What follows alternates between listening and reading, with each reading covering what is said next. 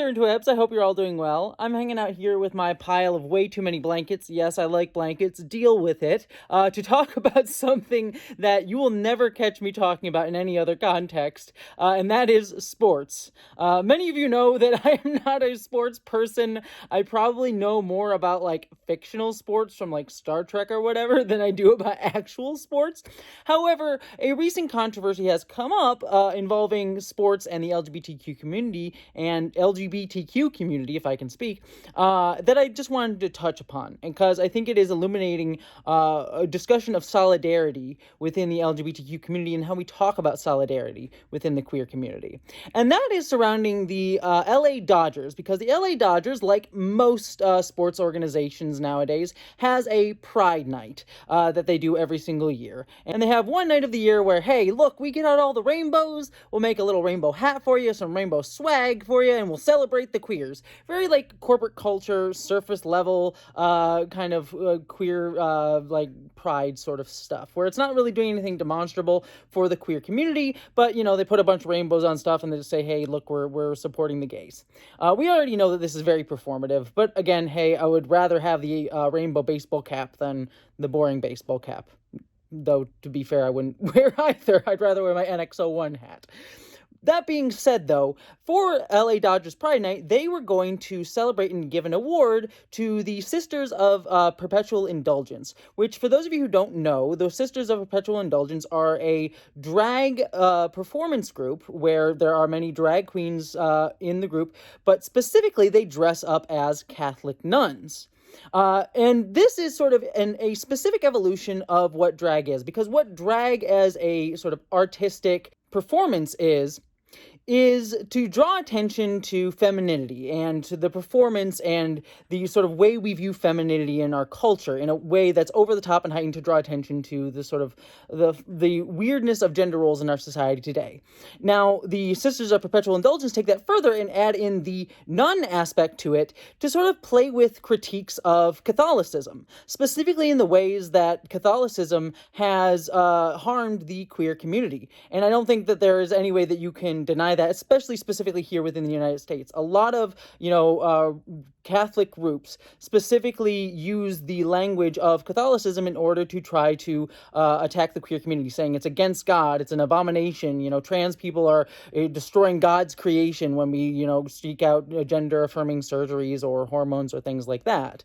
And so the Sisters of Perpetual Indulgence are not necessarily insulting anyone's specific religious beliefs, but but sort of poking fun at and drawing attention to the ways in which Catholicism has harmed the queer community, and adding on top of that the element of drag. And I think the Sisters of Perpetual Indulgence are a phenomenal group. They've done a ton of charity work and things like that. If you showed up at Pride in LA, which I've been to a few times, they're always there doing stuff, being a lot of fun, they're just really fun and great.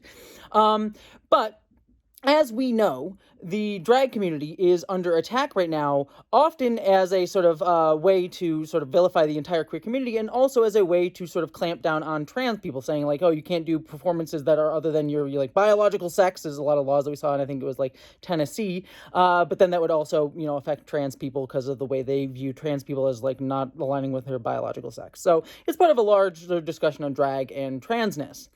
And because of this culture that we are currently in that's vilifying drag, a lot of Catholic groups protested the LA Dodgers celebrating the Sisters of Perpetual Indulgence for LA Pride Night and the work that they have done for the queer community and for charities around, around LA and elsewhere. And I think they're outside of LA as well. And as a result, the LA Dodgers released a statement saying that they were going to not to disinvite the Sisters of Perpetual Indulgence and not give them the award at the ceremony, but that they were still going to do a Pride Night. And this, of course, really angered not only the Sisters of Perpetual Indulgence, but the entirety of the queer community.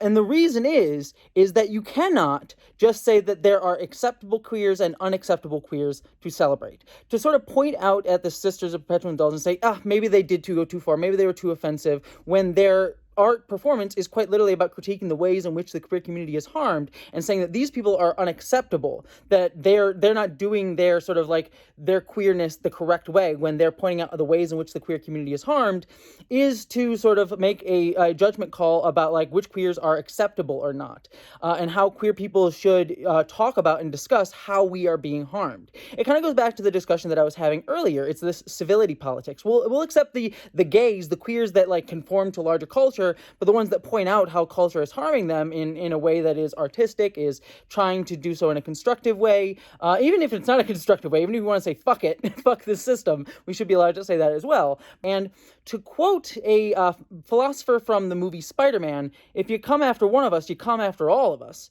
You cannot say that there are acceptable queers and unacceptable queers. You cannot break up the queer community like that. We are a community built out of solidarity, of joining together, of working together. That's why we are called the LGBTQ community. You know, people like to say like, every single letter is sort of separating out the groups, but the reason that that acronym got formed was to showcase that we are all part of the same community. Even people who are not part of that acronym. In fact, that's why the acronym sometimes gets way too long, and why I like the word queer, because it sort of showcases that we're all queer, regardless if you're asexual, intersex. We are all sort of, hello Newt, we are all oppressed because of our sexual or gender or biological stuff. Sorry, Newt is getting in my way. So the point basically being is that, you know, screw the LA Dodgers, because they do not get to dictate who the acceptable queers are, especially when they're the ones that were going to invite the Sisters of Perpetual Indulgence in the first place. So if they were going to give them an award, then they should have known in the first place what they were stepping into and what they were going to be saying with that in supporting them. And I think it was right for them to support them. But obviously they didn't have a backbone and just sort of caved because it was all just performative, and they wanted the pat on the back for supporting the gays without actually risking anything demonstrably. And so when any money was at risk, they decided to back down, which is ultimately really crappy and shallow and shitty. So screw the LA Dodgers and pay attention to fictional sports, I guess.